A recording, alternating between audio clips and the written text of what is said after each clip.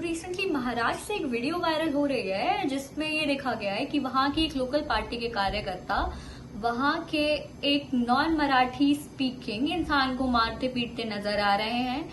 उनका कहना ये है कि महाराष्ट्र में रहना है तो मराठी आनी ही चाहिए। तो ये तो रही इस वीडियो की बात। इस वीडियो का बैकग्राउंड कुछ ऐसा है कि ये कंट्रोवर्सी कुछ स्टार्ट हुई है अप्रैल से, जब महाराष्ट्र के चीफ मिनिस्टर फडणवीस जी ने एक अनाउंसमेंट की कि क्लास 1 टू क्लास 5 तक स्कूल्स में हिंदी पढ़ाना कंपलसरी है। लेकिन कुछ ही दिन में उस कंपल्शन को ऑप्शन में तब्दील कर दिया गया जब वहां की अपोजिशन ने इस अनाउंसमेंट का विरोध करना शुरू किया। लेकिन अपोजिशन यहां भी नहीं रुकी। उन्होंने 5 जुलाई को मोर्चा निकालने का अनाउंसमेंट किया, जिसकी वजह से सरकार पर दबाव बना और उन्होंने अपना अनाउंसमेंट को खारिज कर दिया और खारिज करते हुए कहा कि एक कमेटी बिठाई जाएगी और उसके सजेशंस के बेसिस पर डिसाइड किया जाएगा कि आगे क्या करना है और क्या नहीं करना है। तो इसी मुद्दे के चलते हुए कर्नाटका के चीफ मिनिस्टर ने भी कहा कि वो स्टेट में सिर्फ 2 लैंग्वेजेस को प्रमोट करेंगे, कन्नड़ा एंड इंग्लिश। वो 3 लैंग्वेजेस के फॉर्मूले को नहीं अपनाएंगे। तो ये तो बात रही इन दोनों स्टेट्स की और पॉलिटिक्स की।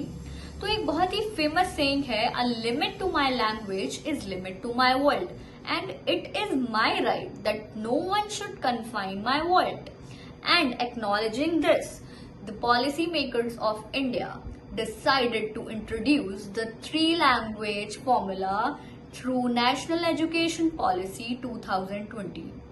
It was a visionary step to promote the cultural diversity of India, and it was to empower the children to connect with the multilingual India and broaden India.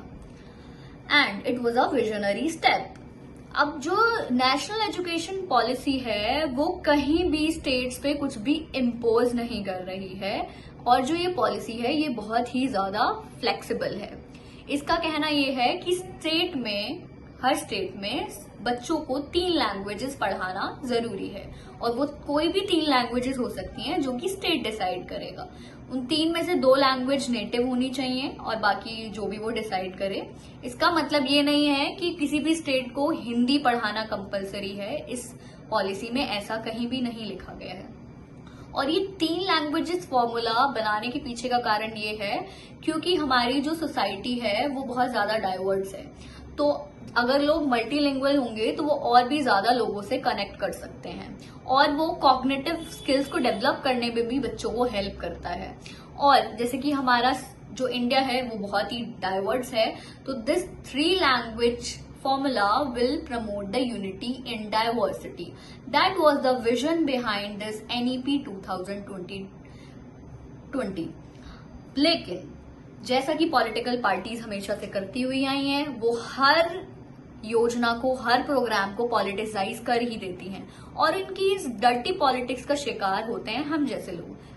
India में 28 states हैं और 8 union territories हैं जहां पे बहुत सारी languages बोली जाती हैं, और मल्टीलिंगुअल होने के साथ साथ इंडिया एक डाइवर्स कंट्री भी है जहां पर लोगों में इतने ज्यादा डिफरेंसेस है कि किसी स्टेट में बहुत ज्यादा इंडस्ट्रीज लोकेटेड हैं और किसी स्टेट में बिल्कुल भी नहीं है।